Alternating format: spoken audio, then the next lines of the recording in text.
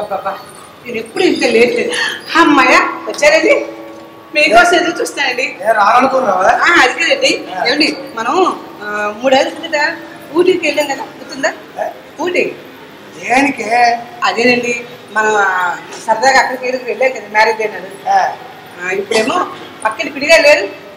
పోవడం కాదండి పిడిగారు ఉన్నారు కదా ఏమో నాకేం తెలుసు ఇప్పుడే ఆఫీస్కి వచ్చానా పక్కన పిడిగా లేరు ఉన్నారా లేరా నాకేం తెలుసు చూసి వస్తాను ఏమండి పిన్ని గారు ఉన్నారు పిన్ని గారు మనం ఊటీ వెళ్ళే హోటల్ పేరు అడిగారండి అది పిన్ని గారికి 70 ఏళ్ళు ఉంటాయి అవునండి ఆ ముసలాయనకు 75 ఏళ్ళు ఉంటాయి ఈ వయసులో వాళ్ళు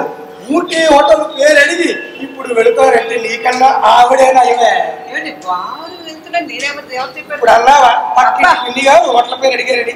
అడిగారు కానీ పిన్ని గారు కాదు వెళ్తుంది వాళ్ళ కొడుకు కోడలు అయితే దేనికి ఆ హోటల్ గురించి చాలా గొప్పగా చెప్పానండి నేను అందుకో పేరు అడిగారండి వాళ్ళు చెప్పేసి వచ్చేస్తాను కాస్త పేరు చెప్పండి పేరు 2 ఏళ్ళు 3 ఏళ్ళు అయిపోయింది కదా అవునండి నోట్లోనే ఆడుతుంది ఆ పేరు బాగా మెమరీ కదా మీకు గుర్తుంటుందిగా డైవర్స్ ఏదో అనుకుంటారు అవే మాట్లాడి సుమా అంటే యూనివర్సో డైవర్సో గుర్తొచ్చింది కానీ చెప్పండి నువ్వు నా బెడ్రూమ్లోకి వెళ్ళి బెడ్రూమ్లో ఇప్పుడు ఎందుకండి చెప్పింది వినే అన్ని బెడ్రూమ్లోకి వెళ్ళి బీరో ఉంది ఆ బీరో మీద సూట్ కేసు ఉంటుంది ఆ సూట్ కేసు అది దించి మంచం మీద పెట్టు ఇప్పుడు మిమ్మల్ని వాళ్ళు రమ్మని అడగలేదు పేరు అడిగారు నేనే వెళ్ళిపోను నేను చెప్పి నువ్వు చెయ్యి ఆ సూట్ కేసు దించి ఓపెన్ చెయ్యి పెట్టడుగుని చీకటి ఇలా రాదు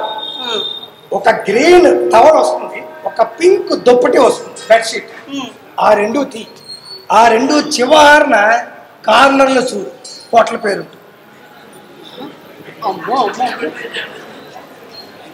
ఏం పడలేదు మీకు బాగుందే నాకు అలవాటు కదా తీపి గుర్తులుగా కొట్టుకొచ్చాను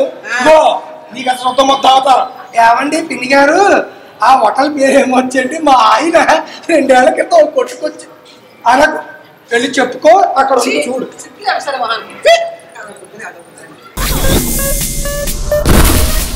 ఏమండి ఎవరా అబ్బాయి చుట్టాల అబ్బాయి